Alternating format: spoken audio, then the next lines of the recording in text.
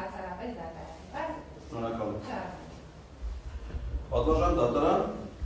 այս մասով, օրինակ, իմ մոտ որոշակի հարց առաջանում։ Ենթադրենք ինձ առաջադրվել է մեղադրանք, որը որ ես չեմ ընդունել եւ այդ մասին հայտնել եմ քննիչին, որ ես չեմ ընդունում իմ ներկայացված մեղադրանք։ Այսինքն ինձ մեղավոր չեմ ճանաչում, ես հիմա էլ կարծիք եմ, որ որևէ հանցանք չեմ գործել, հետեւաբար հարց առաջանում։ Ես ինչի պիտի մտածեմ փախուստի դիմելու կամ բարոյթային որևէ գործողությունից խուսափելու համար, որին նկատմամբ իմ սահմանադրական իրավունքը սահմանափակելու որևէ առիթ ունի։ Ես օրինակ նույն տրամաբանությամբ կարող եմ մտածել, որ վարույթի մասնակից եմ ոչ միայն ես, որպես մեղադրյալ, այլ վարույթի մասնակիցը նաև տվյալ պահի քննիչը, հսկող դատախազը։ Դրանք իմ մոտ հարց առաջանում։ Այդ մարդիկ, եթե իմ դեմ վարույթ են նախաձեռնում, մեղադրանք են ներկայացնում, իմ կարծիքով հանիրավի, իրանք նույնպես մտածում են փախուստի դիմելու մասին, հանրապետությունից բացակայելու մասին։ Եթե իրանց մոտ այդ հարցը չի առաջանում, ապա իրանց մոտ չի հարց առաջանում, որ ես կարող եմ նման վարքագիծ դրսևորել, առավելևս որ ես դրա առիթը չեմ տվել հատկապես իրենց հետ շփումներում եւ հարաբերություններում։ Այսինքն ավելին ասեմ, օրինակ ես գործով ինձ հետ կապված այս քրեական վարույթի շրջանակներում, սա արդեն ըստ երրորդ դատական նիստն է, որովհետեւ մենք ունեցել ենք մի դատական լսումներ կապված իմ խափանման միջոցի հետ Ավան նստավայրում եւ հաջորդ օրը դա era փետրվարի 22-ին եւ հաջորդ օրը փետրվարի 23-ին դատանը հրապարակել է իր որոշումը։ Ես ներկա եղել պաշտպանը, մյուս պաշտպանները, նաեւ որոշումը հրապարակման պահին, բայց օրինակ հանրային մեղադրանքը ներկա չի եղել։ Իմ մոտ հարց է, որում քննարկման առարկա իր կողմից կայացված որոշումներ, մասնավորապես մեղադրանք առաջադրելու մասին որոշումը, որի հիման վրա քննարկում է խափանման միջոցի հարցը։ Այսինքն հաստատի 3 նիստերից 2-ին հանրային մեղադրանքը չի մասնակցել, բայց ես բոլորին մասնակցել եմ։ Այդ դեպքում հարց առաջանում, ով կարա խուսափի վարույթից։ Միգուցե այլ խուսափողներ կան, որոնց նկատմամբ պետք է ինչ-որ իրավական լուծումով հսկողություն սահմանել, գոնե այս ընթացքում հնարավոր փախուստը կանխելու համար։ Ես նման վարքագիծ երբեք չեմ դրսևորել, բոլոր դեպքերում ես ներկայացել եմ վարույթ իրականացնում եւ հիմա էլ հիմա սկսել է դատական լուծումը, նորից առաջարկ եղավ որ պահպանվի այդ խափանման միջոցը, ես կարծում եմ դա հանիրավի է։ Հավաստիացնում եմ դատարանին, որ օրը դատարանը կնշանակի դատական լսումներ, ես սահմանված օրը, սահմանված ժամին պատշաճ ներկայանալու եմ դատարան, եթե չունեն ֆորս մաժորային այլ պատճառներ եւ այլն։ Այսինքն ես նման վարքագիծ դրսևորել եմ միշտ, քննիչ այդ որոշումը կայացնելուց որևէ գործոն իմ վարքագծի հետ կապված հաշվի չի առել, դատախազը քննիչի որոշումը բողոքարկելու մեր կողմից բողոքարկելու պարագայում եւս որևէ գործոն հաշվի չի առել, որևէ ռիսկի գնահատման մեթոդ չի, օրինակ խնդրեի որ դատանը պահանջել հանրային մեղադրանքից, քանի որ ես այլևս իրեն դիմելու որևէ իրավունք չունեմ, ներկայացնել այն մեթոդը, որով հաշվարկվել է ռիսկը, ես մենեջմենտի մասնագետ եմ եւ ինչ-որ մի բան նաեւ դասավանդել եմ ռիսկերի կառավարումը, խնդրեի իմանալ, թե որ մեթոդն է կիրառվել ռիսկերի կառավարման, իմ գործունեության ռիսկերը գնահատելու համար եւ ասենք 100 բառանոց համակարգում իմ բացակայելու ռիսկը ինչ թվային արժեք է ունեցել, օրինակ կայացնել այդ որոշումը։ Եթե նման որևէ բան չի կիրառվել, վերացական հաղթությունում արդյոք իրավունք ունի որևէ հանրային ծառայող, լինի դա քննիչ, թե դատախազն, բոլորը հանրային ծառայողներ են հանրային ծառայության մասին օրենքով, որոնք ինձ որպես Հայաստանի քաղաքացու պարտավոր են մատուցելու հանրային ծառայություններ իրավունքի բնագավառում։ Եվ ես ուզում եմ իմանալ, ինչ ծառայություններ մատուցող սուբյեկտները արդյոք իրավունք ունեն այդքան համարձակ գտնվելու հանիրավի սահմանափակելու իմ որպես քաղաքացու սահմանադրական իրավունքները։ Ես կարծում եմ այստեղ իրավունքի խախտման աղաղակող փաստ գոյություն ունի, սահմանադրությամբ ինձ վերապահված ազատ տեղաշարժի իրավունքը սահմանափակելու իմաստով։ Հիմա կան մյուս սահմանափակմանը, որը կիրառվել է քննիչի միջնորդությամբ դատարանի կողմից, դատարանի որոշման, որը իդեպ մենք բողոքարկել ենք վերաքննիչ քրեական դատարան, այսինքն անհամաձայնություն ունենք նաև այդ որոշման հետ կապված։ Իդեպ դատարանը ավելի մեղմ է գտնվել խափանման միջոցը վարչական հսկողության մասին որոշում կայացնելուց, քան ներկայացրել են քննիչը, որովհետև քննիչի միջնորդությամբ ես առհասարակ պետքա Շենգավիթ վարչական շրջանի տարածքից դուրս չգայի, առհասարակ պետքա որևէ հարցազրույց հրապարակային որևէ խոսքով հանդես չգայի, դա տանը որոշ նույնիսկ մեր պաշտպանական կողմի խնդրանքով որոշման մեջ այդ պարզաբանումները մեղմություն, այսինքն իրենց մոտեցումը քննչական մարմնի եւ դատախազության ըստեյության եղել է շատ ավելի խիստ միջոցներ կիրառել։ Ու հիմա կիրառվել է հետևյալ միջոցը, որոնց պրակտիկայում նաև այս ժամանակաշրջանում, այսինքն փետրվարի 23-ից մինչև հիմա նաև գործնականում փորձել է կիրառվել։ Ես հիմա ուզում եմ դրանց առանձին անդրադառնալ։ Օրինակ, մի միջոցը վերաբերում է խաղաղման եւ վարչական հսկողության պրոբացիոն ծառայություն ամեն շաբաթ այցելելը եւ այնտեղ ստորագրություն թողնելը, որ ես ըստ էության պարտավոր եմ դա իրականացնել։ Իդեպ պրոբացիոն ծառայությունային մարմինն է, որի վրա դրված է դատանի որոշման կատարման հսկողությունը ամբողջապես, այսինքն նաև իմ հանրային խոսքի նկատմամբ հսկողություն սահմանելը, իմ հարցազրույցներին հետևելը, իմ գրառումներին հետևելը, դրանցում ենթադրյալ այս հանցագործ, չգիտեմ, սրա հետ կապված հանգամանքները պարզելը։ Ու ինչ է սպասում, որ ես բարեխղճորեն այսօր էլ առավոտյան այցելել եմ պրոբացիոն ծառայություն, այնտեղ ընդամենը մի ձևաթղթի վրա ֆիքսվում է օր, ժամ ու ստորագրություն։ Ինչ է դրանով պարզիկ, այդ պարտավորությունը իմ առաջ ինչի է դրած։ Ինչ են պարզում պետությունը, իրավապահ մարմինները, իմ գործողությունները, իմ գոյությունն են ուզում պարզել։ Ես ամեն երկուշաբթի ժամը 11-ին տեսօր եղել բացառություն, հայերի ակումբում ուղի եթերում։ Ամեն երկուշաբթի ժամը 22:45, ես 168 թեմատիկ զրույց։ Ամեն երեքշաբթի ժամը 20:00-ին Անտիֆեկում Ղազարյան versus Ղազարյան։ Իդեպ բավարարությունը շատ ավելի հետաքրքիր է վարչապետարան։ Յուրաքանչյուր չորեքշաբթի կամ հինգշաբթի ժամը 15:00 live news դիտակետ հաղորդաշար։ Ժամը 19:00 յուրաքանչյուր ուրբաթ ազգային անվտանգություն, գրեթե յուրաքանչյուր ուրբաթ live news ուղիղ եթեր։ Ամեն ուրբաթ ժամը 20:00 Ղազարյան versus Ղազարյան Անտիֆեկի եթեր։ Ամեն ուրբաթ 21:21 168-ում երկու ճակատ հեղինակային ոդքասթ։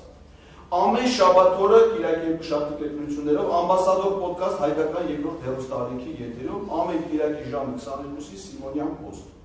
Այս ամեն ինչը բավարար չի իմ գոյության մասին իմանալու համար, որի վրա պարտավորություն է դրա, չեմ ասում մյուս հարցազրույցները հրապարակային գործունեությունները, որ ես պիտի մի հատ ամեն շաբաթ ստիպված լինեմ այցելեմ պրոբացիոն ծառայություն եւ այնտեղ ստորագրել։ Ես կարծում եմ սա որևէ հիմնավորում չունեցող արգելք եւ սահմանափակում է, որը պետք է վերացվի։ Մյուս սահմանափակումը վերաբերում է իմ մշտական բնակության վայրի ընտրությանը։ Ուրեմն սահմանված է որոշման մեջ, որ ես պետք է չլքեմ իմ մշտական բնակության վայրը Երևան քաղաքի Շենգավիթ վարչական շրջանում եղբայրության 16/2 հասցեում գտնվող իմ բնակարանը։ Ես Շենգավիթ վարչական շրջանի տարածքում ունեմ մեկ այլ բնակարան, կադաստրում իմ անունով հաշվառված, հիմա իմ մոտ հարց առաջանում։ Եթե ես ցանկություն ունենամ ապրել 700 մետր հեռու իմ մյուս բնակարանում, ինչ կապ ունի, ինչ կապ կարա դա ունենա 2024 թվականի հոկտեմբերին արտահայտած իմ մտքերի հետ, որ այդ մտքերի կապակցությամբ իմ վրա պետք է դրվի մշտական բնակության վայրը սահմանափակում, կամ ասենք Ազատեք գյուղում, իմ հայրենի գյուղում ես ունեմ առանձնատուն, ծնողների ժառանգություն ստացած։ Հիմա եթե ես մշտական բնակության վայր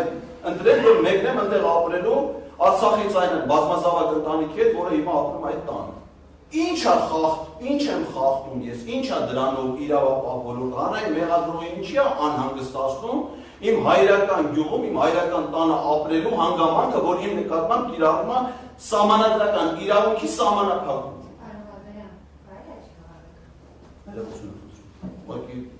Ոգևորություն այլ ոչ թե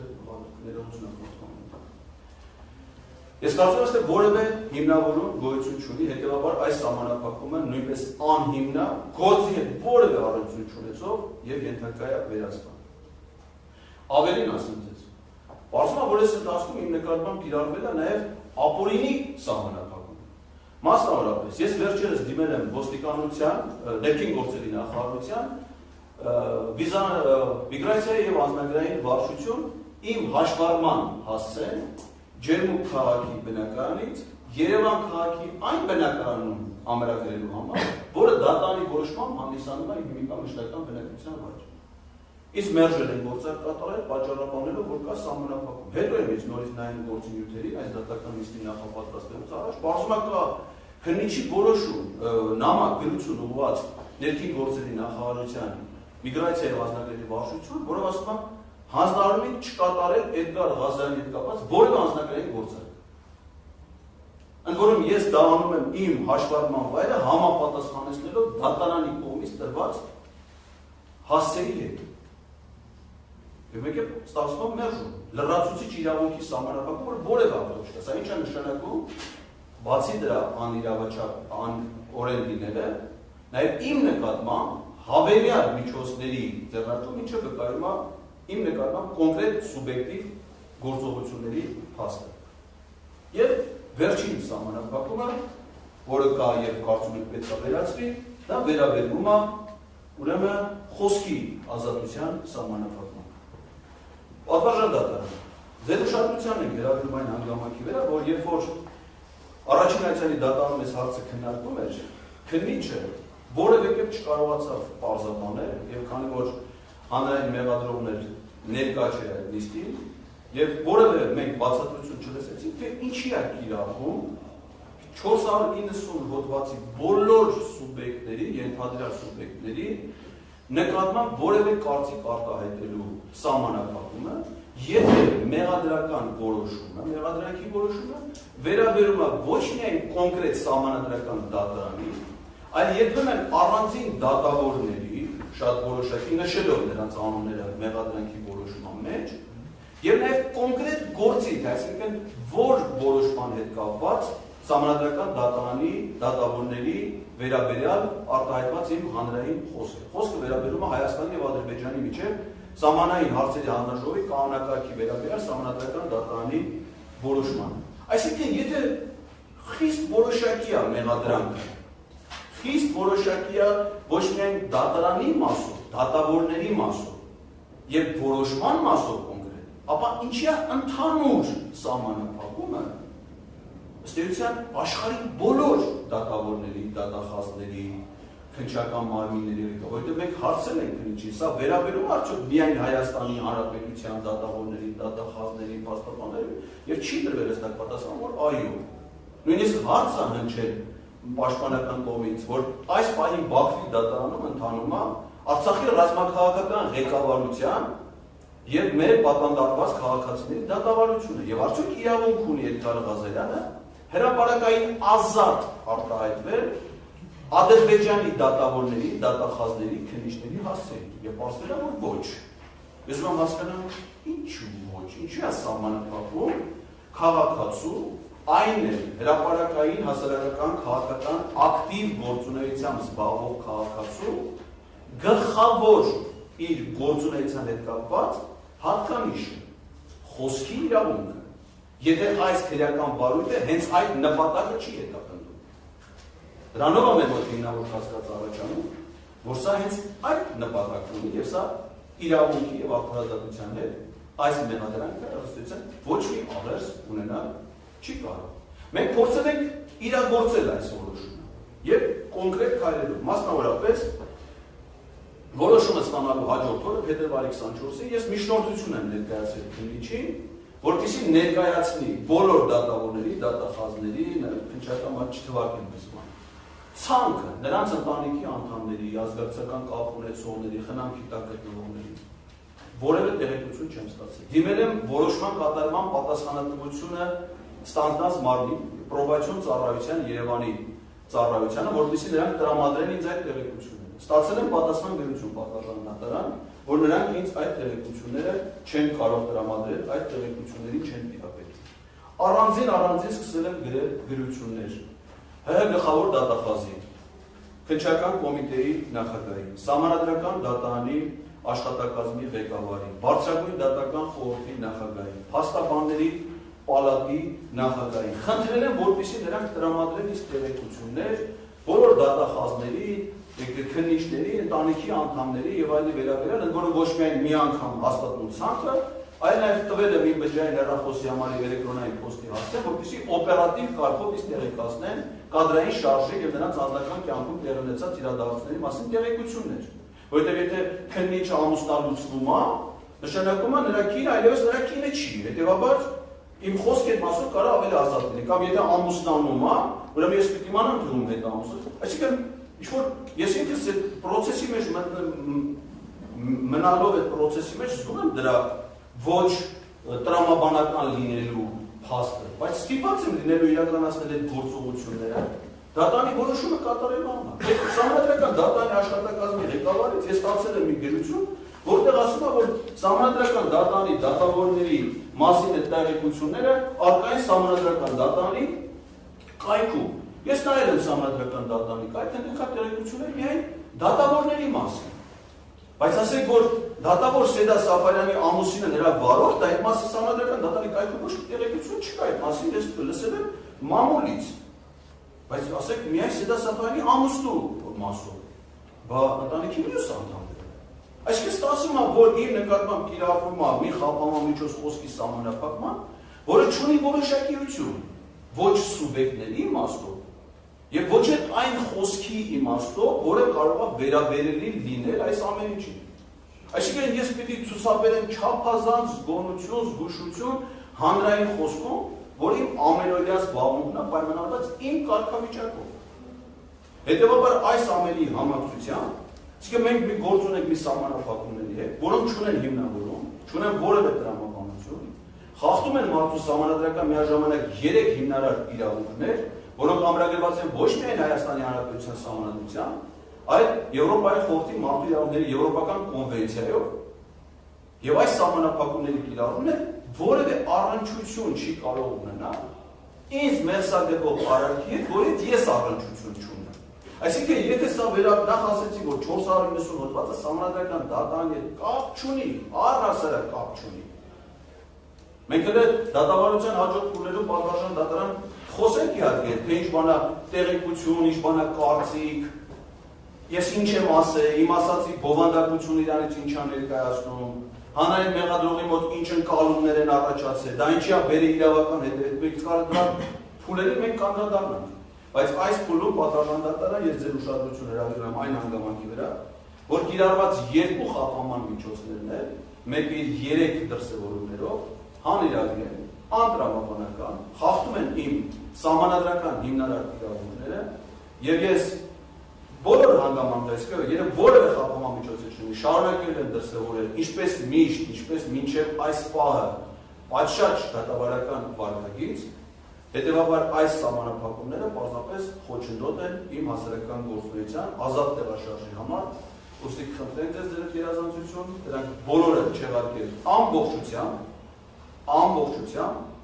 երաշխավորել իմ սահմանադրական ազատություններն ու իրավունքները,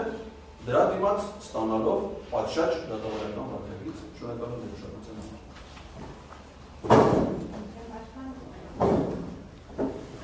Միանում եմ պատվարժան դատարան պաշտպանների դիրքորոշմանը, ինչպես պատվարժան դատարանը, դատավարության մասնակիցները տեղեկացան, պարոն Մարգարյանը ոչ հաճախ դատարանում դեպքում են, որ շատ ակտիվորեն իր իրավունքների պաշտպանությունն է զբաղվում, բազմաթիվ գնություններ, եւ այլն։ Ես ցանկանում եմ մի հանգամանքի վրա ուշադրություն դարձնել, ես սպասել եմ նաև համաձայնությունը պաշտպանների դիրքորոշումը այլելու համար,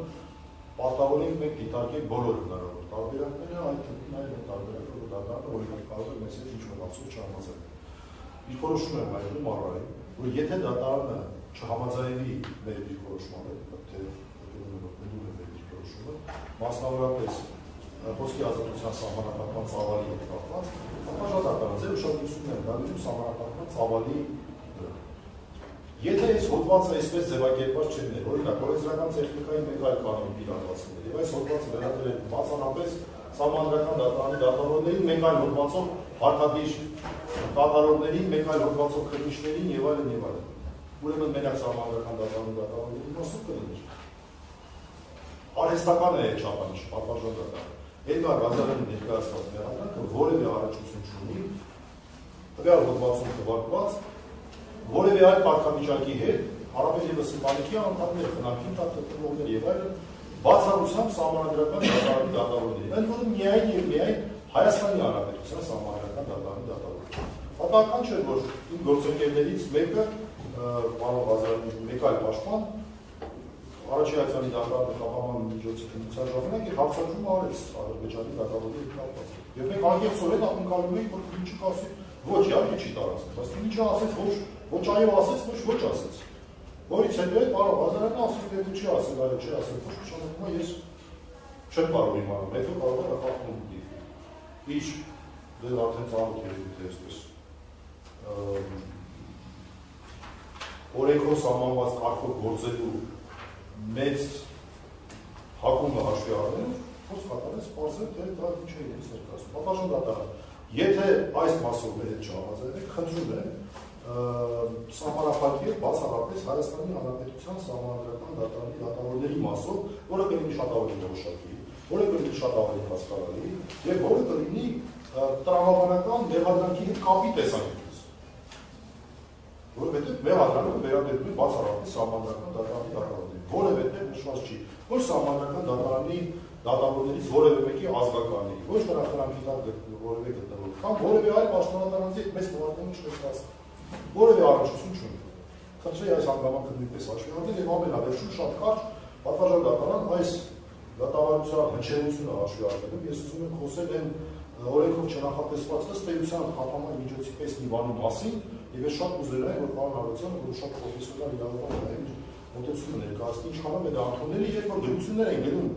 ազգագրայիններ եւ ասում են ազգագրային գործարք մի կատարեք այս մարդկանց դա իդեի ինչ կապ ունի առհասարակ օրենքի հետ Պատասխան դատարան խնդրում եմ ես հարց եմ լուծել հետևակ գրություն ուղարկել եւ նշել որ բարոյը գտնվում է դատարանում եւ նրա սահմանափակում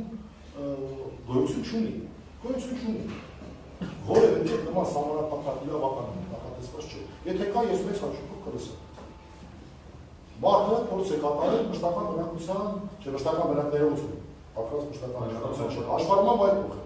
Աշխարհում վայր փոխել այն համապատասխան իրական մշտական բնակության վայրի։ Ինչի պետք է մեր պետությունը այստեղ խոչընդոտ ներկայացնի։ Այստեղ խափանողական նշանակությունը որն է պատվարժան դատարանը։ Խափանողական նշանակությունը որն է։ Մենք անգամ պատժողական նշանակություններ անկեղծ ասած այստեղ չենք տեսնում։ Ավելի շատ սա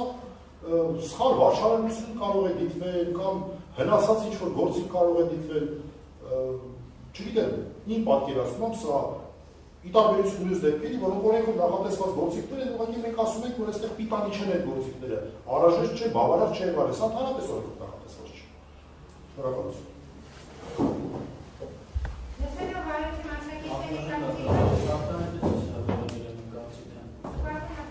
Ես արտահայտեցի կարծիք խափան միջոց կիրառել չկիրառելու կամ դա փոփոխելու հետ կապված եւ նշեցի, որ եթե միջնորդություն լինի, ես կցանկանամ միջնորդության մեջ բարձրացված հարցերին անդրադարձել, եթե թույլ կտակ, պատվարժան դատարանը նախ ես ուզում եմ խոսել խոսքի ազատության սահմանափակման իրավական հնարավորությունների մասին, որ գալիս է Հայաստանի Հանրապետության սահմանադրությունը, մասնավորապես 42-րդ հոդված ամրագրում է խոսքի ազատության իրավունքը եւ դրա երրորդ մասը ամրագրում է սահմանափակման սահմանները Մասնավորապես, կարծիքի ազատության, արտահայտման ազատությունը կարող է սահմանափակվել օրենքով պետական անվտանգության, հասարակական կարգի առողջության, բարոյականության, այլոց պատվի ու բարի համբավի եւ այլ հիմնական իրավունքների եւ ազատությունների պաշտպանության նպատակով։ Այսինքն, պատվարժան դատարան նախ սահմանադրական իրավական հիմքը ամբողջությամբ արկա է խոսքի ազատությունը սահմանափակելու, որովհետև շատ հաճախ մանիպուլյատիվ կերպով փորձ է կատարվում խոսքի ազատության սահմանափակումը ներկայացնել խոսքի ազատության իրավունքի խախտում։ Դրանք ոչ միայն իրարից տարբեր բաներ են, այլ դրանք հակառակն են մեկը մեկու, որովհետև երբ որ սահմանափակվում է խոսքի ազատությունը, դա տեղավորվում է հենց խոսքի ազատության մեջ, եւ որևէ կերպ որևէ մեկի խոսքի ազատությունը չի խախտվում դրանով։ Հիմա ինչու չի խախտվել մեղադրյալի խոսքի ազատության իրավունքը կիրառված վարչական հսկողության մեջ կիրառված սահմանափակումներով, այլ ընդամենը իրավաչափորեն սահմանադրական իրավաչափությամբ սահմանափակվել է։ Որոնք պատվարժան դատարան մեղադրանքի գոհի համոզման բնականաբար կամ որ կողմից է մեղադրանքը հանրային քրեական հետապնդում հարուցելու որոշումը կայացվել, Արարևույթ ենթադրաբար հանցագործություն է կատարվել մեղադրյալի կողմից դատավորի վերաբերյալ արատավորող տեղեկություններ տարածելու եղանակով, այսինքն հանցագործության օբյեկտիվ կողմը այդ արարքն է եղել։ Հիմա մի քանի հարց է բարձրացվում։ Նախ առաջինը ինչու է ընդհանրապես դա սահմանափակվում։ Ուրեմն երբ որ մենք դատարանում դատական քննության ընթացքում դատարանի քննության անառնչես քրեական գործը, որը հաստատել է առնվազն հիմնավոր կասկածի առկայությունը։ Արդեն իսկ այդ շեմը հաղթահարված է, այսինքն մենք խոսում ենք մի հարցի մասին, որ վերջում դատարանը կորոշի դա ի վերջո օրինական ուժի մեջ մտած դատական ակտով հանցագործություն էր, թե ոչ։ Հիմա կա հարց դրա վերաբերյալ։ Ինչքանով կլինի իրավաչափ պատվազան դատարան, որ նման սահմանափակում խոսքի ազատության չկիրառվի եւ մեղադրյալը հնարավորություն ունենա դատավորի, դատախազի, նույնիսկ հարկադիր կատարողի, ինչպես մատնանշում է նաև այդ հարցը, այսինքն այս հոդվածով նախատեսված սուբյեկտների նկատմամբ իրենց գործունեության հետ կապված հանգամանքներով պայմանավորված վերստին արարևույթ արատավորող տեղեկություններ տարածել։ Դա կլինի իրավաչափ, այսինքն մենք այդ հարցը քննում ենք, իմ համոզմունքն այն է, որ տեղի է ունեցել հանցագործություն, դատարանը արձանագրել է, որ առնվազն հիմնավոր կասկածը կա, բայց չի կիրառվում խոսքի ազատության սահմանափակում եւ մեղադրյալը ունենում է լայն հնարավորություններ նույն գործելավոճը շարունակելու։ Սա կլինի իրավաչափ, իհարկե ոչ պատվազան դատարան եւ դա ակնհայտ է։ Ընդ որում ավելին ասեմ, սահմանադրության 78-րդ հոդվածը սահմանում է համաչափության սկզբունքը, որի համաձայն անձանց իրավունքները սահմանափակելիս պետությունը պարտավոր է լեգիտիմ նպատակներին հասնելու համար պիտանի միջոցներից ընտրել այն մեկը, որը առավել քիչ է սահմանափակում անձանց իրավունքի։ Ես հիմա կամ հերթով լեգիտիմ նպատակը պիտի նախ լինի, ինչպես ես նշեցի, դա համաչափության սկզբունքն է սահմանում։ Դա իհարկե կա, որովհետև է բարձր, ես արդեն նշեցի, որ սահմանադրությունը սահմանադրական սահմանափակում է նախատեսել խոսքի ազատության։ Օրինակ, այլոց բարի համավի հետ կապված, սա զուտ որպես օրինակ է բերում։ Լեգիտիմ նպատակը սահմանափակման ունեն։ Հիմա պիտանի միջոցն է, դրանք տարբեր կարող են լինել։ Պիտանի միջոց սահմանադրական իրավունքի գիտության մեջ համարվում է այն միջոցը, որի գործադրմամբ դու կարող ես հասնել այդ լեգիտիմ նպատակին։ Օրինակ, հիմա շատ զարմանալի կարող է հնչել, բայց ես հիմնավորում եմ իմ խոսքն ամբողջությամբ, պիտանի միջոցները բացի սրանից կարող են տնային կալանքներ կլինեն։ Ուշադրություն ես միայն ասում եմ պիտանի, որովհետև դրանց միջոցով էլ կարելի է հասնել լեգիտիմ նպատակին, այն է, որպեսզի վերջինս զրկված լինի նման խոսքարտահայտելու հնարավորությունից եւ նման գործելավոճը դադարեցվի։ Բայց պատվազան դատարան համաչափության սկզբունքի 3-րդ տարը, որ պիտանի միջոցների շարքից անհրաժեշտ է պիտի ընտրվի, արդեն սահմանափակում է պետությանը, որպեսզի եթե ավելի մեղմ միջոցով հնարավոր է սահմանափակել այդ իրավունքը, չընտրվի ավելի ծանր միջոց։ Հիմա պատվազան դատարան այս նախադեպը խոսքի ազատության սահմանափակման գործով չի եղել, մեկ այլ գործով է եղել, որ նաև պարոն Մելիքյանը մասնակցում է որպես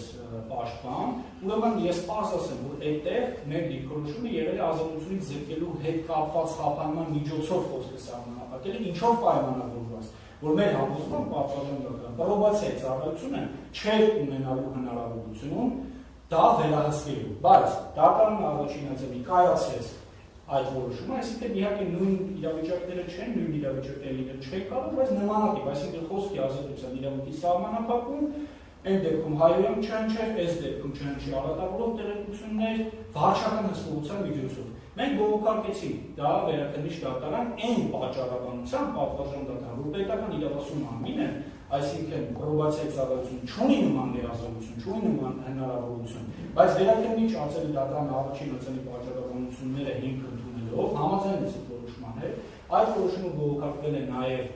վճռաբեկ դատարան եւ վճռաբեկ դատարանը այն վարույթ չի ընդունել, այսինքն այսօր Հայաստանի Հանրապետության դատական համակարգում կայուն նախադեպային պրակտիկա է հաստատվել ձևավորվել նման դեպքերի առնչությամբ նման խափան միջոց կիրառվելու հետ կապված։ Դրա համար ես հիմա պատասխանում եմ բոլոր այն հարցերին, որոնք օբյեկտիվորեն կարող են առաջանալ։ Դրա համար էլ վարույթ իրականացնող քննիչը նման միջնորդություն է միանգամից ներկայացնել համաչափության սկզբունքի պահպանման, այսինքն որ ավելի խիստ միջոց չընտրվի, եթե ավելի փոքր միջոցով հնարավոր է։ Այսինքն ավելի պարզ երկու բառով նույնիսկ մեղադրանքի կողմը կամ վարույթ իրականացնող մարմինը փորձել չի կատարել միջնորդություն ներկայացնելուց, որ անձի ազատությունը սահմանափակել, որովհետև մենք գտել ենք, որ քանի որ խոսքը գնում է խոսքի միջոցով կատարվող հանցագործության մասին, այն հարատավորող տեղեկություններ տարածել դատավորի կամ այլ անձանց նկատմամբ,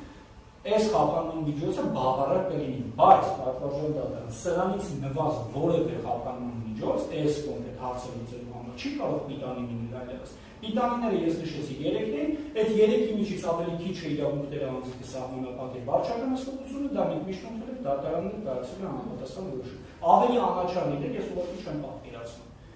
Ինչ վերաբերում է այն պնդմանը, որ ինչու օրինակ միայն ոչ դատավորների, այլ նաև այլ անձանց նկատմամբ։ Պատվարժան դատարան դա գալիս է հոդվածի դիսպոզիցիայից կամ փաստակազմից։ Ասեմ ինչ նկատի ունեմ։ Ուրեմն հիմա պատկերացնենք, գրված է դատավորի, դատախազի, քննիչի, հարկադիր պատահարի կամ այլ անձանց եւ նրանց խնամքին գտնվող անձանց նկատմամբ եւ այլն։ Հիմա սահմանափակվել միայն դատավորի նկատմամբ։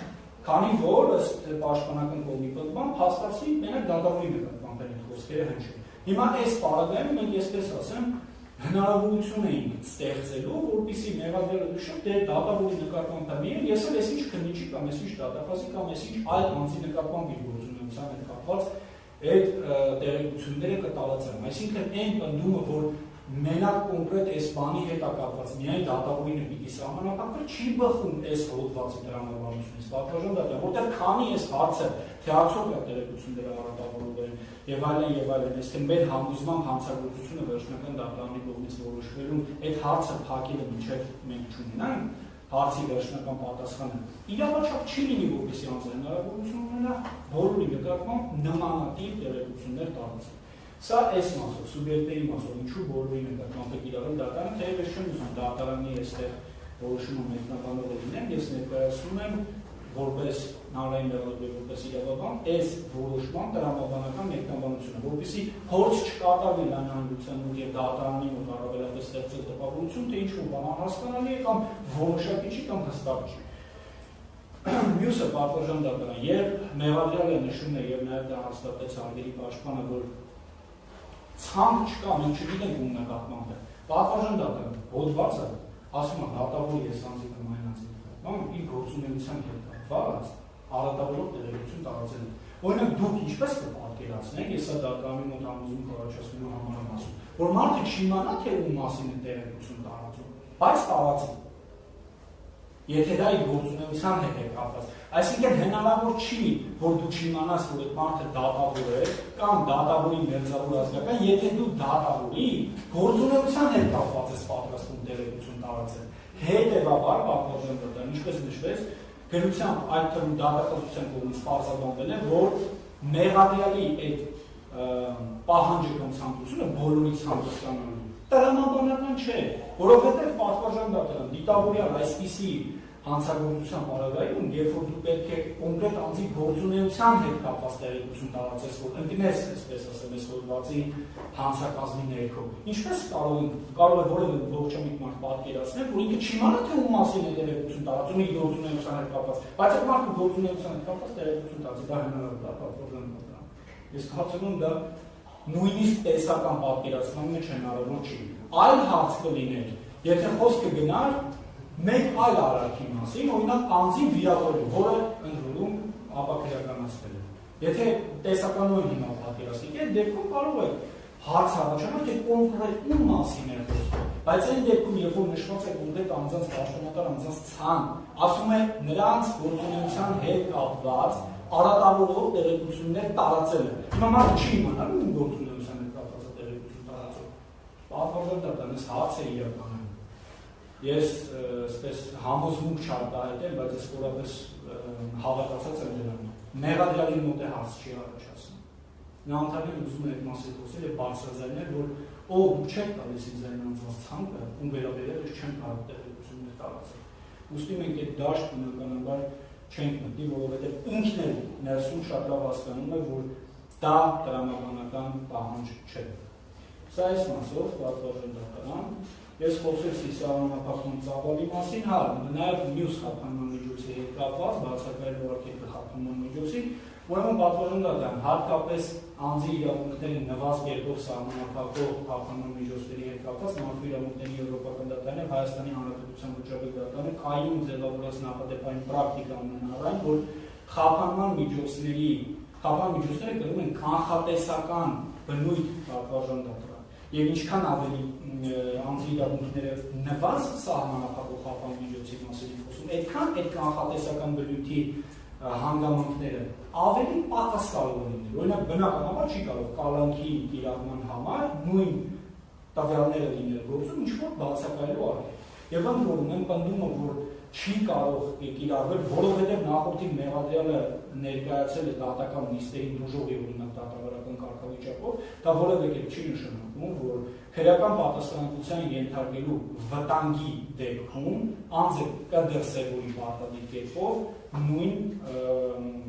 վարկագիծը, ընդ որում այս մասը ևս մարդու իրավունքների եվրոպական դատարանը նշել է, որ հանցագործության ծանրության աստիճանը կարող է հաշվի առնվել խափանման միջոց կիրառելիս։ Եվ երբ մեղադրյալը նշում է, թե ինչ հանգամանքներ են հաշվի առնվել, ես իմ ասեմ, օրինակ այն հանգամանքը, որ հանցագործության որպես սանկցիա նախատեսվում է միայն ազատազրկման ձևով պատժել։ Սրանք են հիմնավորումները պատվարժան ոչ միայն, այլ նաև ներողություն ազատազրկման ձևով պատիժ, այստեղ վրիպակել։ Ուրեմն այս հանգամանքներն են պատվարժան դատարան, որ իրավական այս ծանրակշռ ինքնաբանությունների ներքո դրվել են խափանման միջոցների կիրառման հիմքում եւ նորից եմ ասում, անընդհատ պատվարժան դատարան փորձ է կատարվում մեղադրյալի եւ այլ անձանց կողմից հանրության ու ստեղծել տպավորություն, քանի որ այս գործը նաեւ հանրային մեծ հնչողություն է, դրա համար դա նշում, որ ինչ որ խիստ սահմանափակումներ են կիրառվել, այն ես ինչպես նշեցի, ընտրվել է այն հենց խափանման միջոցը պատվարժան դատարան, որը միևնույն ժամանակ լեգիտիմ նպատակին կծառայի եւ միաժամանակ հնարավորինս քիչ կսահմանափակի մեղադրյալի իրավունքները։ Այսքան։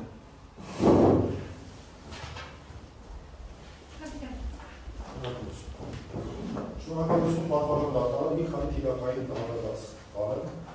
Միանգամայն ճիշտ է նշում,